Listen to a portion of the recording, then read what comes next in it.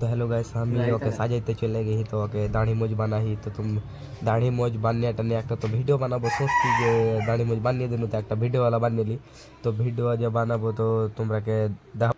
তো দাড়ি মোজ সাজা কিরকম হয়েছে তোমরা একটু কমেন্ট করে কইবে তো ওকে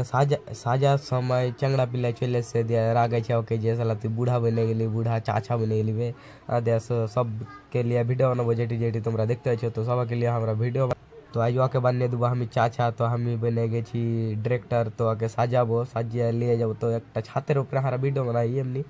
এমনি ভিডিও বানাচ্ছি তো হারা ইউটিউবে এমনি চালাই ইউটিউব ফেসবুক ইনস্টাগ্রামে তিনটে জিনিস চালাই তো তোমরা এই তিনটে জিনিসে ছাড়বো তোমরা দেখতে পাবে ভিডিওটা যদি ভালো লেগে থাকে তো তোমরা লাইক শেয়ার কমেন্ট করবে আব্বা আব্বাজি 5 টাকা দেহি খিলে গেলে জিভে ওটাই ভিডিও বানালছিল তো তোমরাকে যদি ভালো লেগে থাকে তো লাইক শেয়ার কমেন্ট করে দিবে কিন্তু সাথে একটা সাবস্ক্রাইব করে দিবে সাবস্ক্রাইবটা করতে কিন্তু ভুল